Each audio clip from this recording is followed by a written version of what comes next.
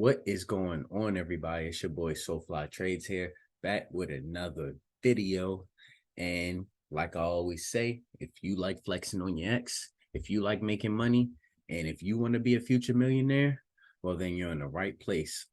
And today, I just want to talk about some crazy price action that happened today. Some real crazy price action, and how, you know, since yesterday, my runners didn't work out as planned, how that mental barrier sort of carried on to today. And I didn't maximize my position how I could have, but it's fine because I ended the day on a green day, which is always good.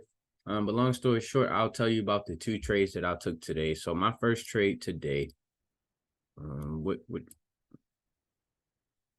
my first trade today was a 414 call. I seen we had like, this was the bottom of my, I usually, I usually don't trade like this, but this was the bottom of my supply zone, and it looked like we were holding.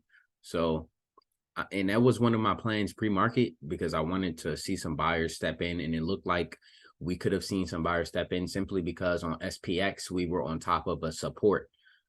So it gave me more confirmation to enter the trade. Once I started to see us reject it, I thought we might take price up a little bit, but we didn't.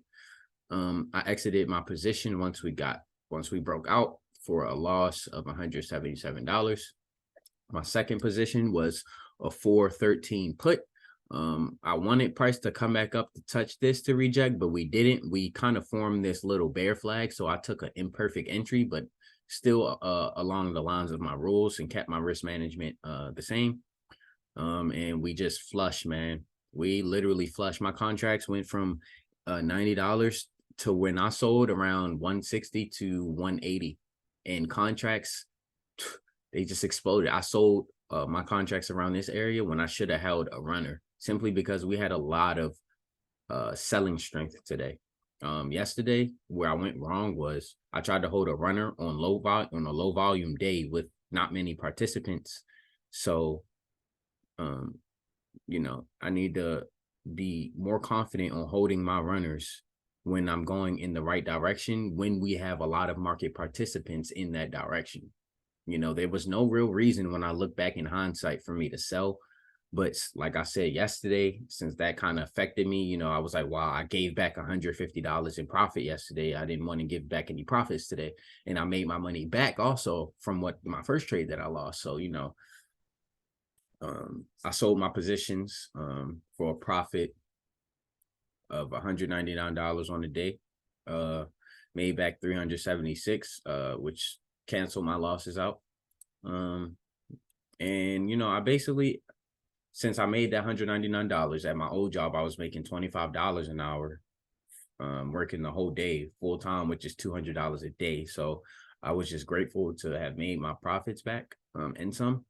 But I can't let that like affect me. I need to learn from my lessons, and go into the new day with a fresh mindset, not thinking about, oh, yesterday this happened. But yeah, so that's basically the two trades that I've taken today. One loss, one winner. That's why I always say risk management is key. You want to make sure your losses are smaller than your winners. But other than that, don't have much else to say. Today was beautiful, man. And some traders that I've been watching when I started trading, they had a red day today.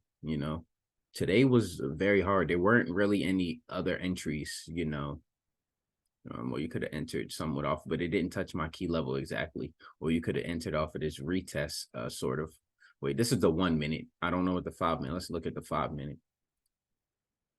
See if there were actually any good, retests that, you could have entered. I mean, if you want to take this one, you could have taken this rejection. Other than that, nothing that I would have, wanted to take. I just got to learn how to maximize my positions once again on days of